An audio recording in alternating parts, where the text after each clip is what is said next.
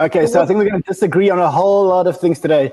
But I think the one thing that we're all going to agree on today is that the worst place to be right now is the US dollar. Am I right about that, Mooch?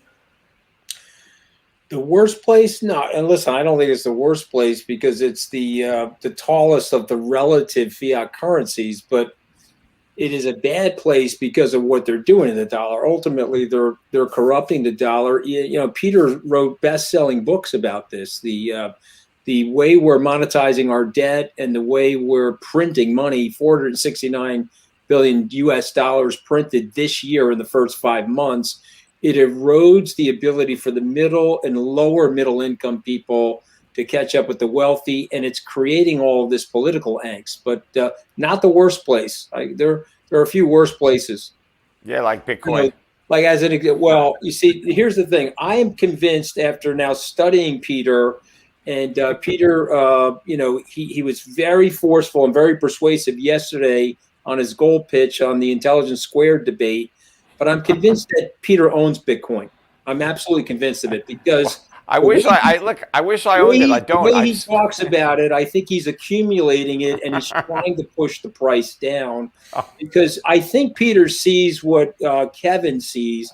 And I admire Kevin's flexibility because he was a Bitcoin skeptic and now he got invested. And ultimately, it's what Andreessen said. This is a software that has transformed the world and is going to allow us to do things with each other that we could never do before without an intermediary. And when you stop and you think about that shorter distance, there's no longer a triangle, Rob.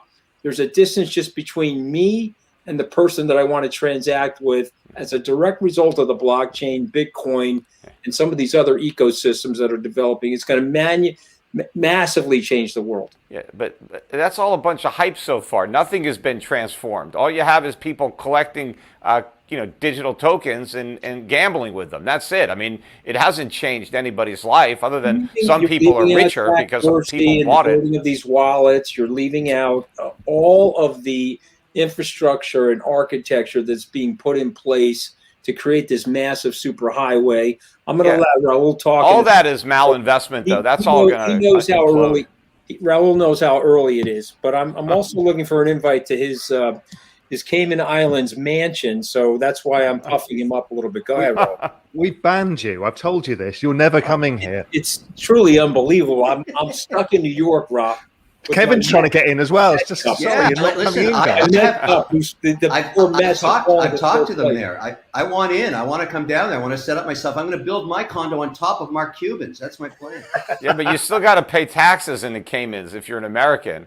See, Raoul, what are you? You're British? I'm British. Yeah, so you're free. You know, you can go wherever you want in the world, and the UK is not taxing you. But we're stuck. So you got to come to Puerto Rico. Same for Canadians as well.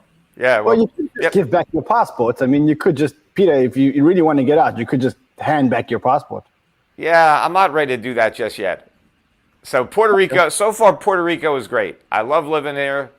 Beautiful but the place difference to be. is, Peter, is let me pose a question. Let's go back to this issue on gold versus Bitcoin, okay? What's wrong with owning both? I've got a 5% weighting in gold. I have for 20 years. I've got bullion I pay storage for. I use the GLD to balance on a quarterly basis. I buy into the gold story. I always have. But what's wrong with adding a little dabble, do ya, of Bitcoin? What's wrong with putting it in a portfolio? What's wrong with it? To me, it's not about a question of Bitcoin versus gold, right? To me, it's like Bitcoin versus GameStop or, AMC or, any other meme stop or, to me, that's a speculative asset. Gold is where I put my safe money that I want liquid, that I don't want to lose. I just want to store value. Peter, that's fine. That's fine, right? Nobody has an argument with that. But Bitcoin and the crypto world is the fastest adoption of any technology in all recorded human history. It's growing at 113% a year. It's 140 million people. There'll be 1 billion users by 2024. You can't say, well, this is all irrelevant. Everybody's being deluded. This is a madness. Only gold is the truth. No. First of all, it's got nothing to do with gold. It's a speculative asset. So if you're saying, where do I want to put my chips? What speculative assets do I want to gamble on? Personally, I think there's a lot more upside potential relative to the downside risk in other speculative opportunities that I am taking advantage of. I don't believe in Bitcoin. I never have. I don't think it's going to work. And so I can't buy it and put it away because I don't have any faith in it. But there are other speculative assets that I would rather own. But as far as something that's conservative, a store of value, Bitcoin doesn't even qualify as that. It's all hype. What would you see having a similar risk reward to Bitcoin? So Bitcoin on average, you're going to see a 60% downside and a 213% upside a year, right? That's the risk. You don't know that. Bitcoin has been around for about a dozen years, right? That is not a long enough time horizon to say that you know anything concrete. And the entire time Bitcoin's been around, we've been in a gigantic bubble. The same, right? Huh? Facebook's been around the same. So's Google. No, but Facebook is a company that has revenues and customers. It's got nothing to do with Bitcoin. Bitcoin's just a token. But my point is, Bitcoin's entire life history has been during this gigantic bubble. 0% interest rates, quantitative easing. It hasn't been in a cycle. All kinds of crazy stuff are going up. People are just buying all kinds of nonsense. It's all momentum. It's all hype. You can't draw any conclusions about what Bitcoin is going to do in the future by looking in the rearview mirror for the last dozen years. It's going to have to be around a lot longer than that. And in my opinion, it won't be around a lot longer. Is the network of Bitcoin itself worthless? I don't know what the network is worth, right? I don't think the coins have any value or the Bitcoin. I don't know. I don't think Bitcoin itself is worth anywhere near what people are willing to pay for it. And I think history is going to bear me out. I don't know what that network is worth and what else it might be able to be used for, Peter, other than gambling with Bitcoin. Bitcoin. You invest in a company. You just made a point of a company with revenue and customers, all right? When you invest in any company, you are speculating as well that the management of that company can deliver on the perpetual earnings that you think they can do and, in fact, grow the business. There's many times, let's take Kmart, for example, where executional risk in the end made it worthless. They weren't any good at doing it. When you make a speculative investment, when you buy a Picasso or a Warhol or whatever it is, you're speculating that others will look at that. For example, I bought a Warhol. I've got the 11th Mick Jagger. I'm speculating that will be worth more 10 years from now, because people will think that that's rare.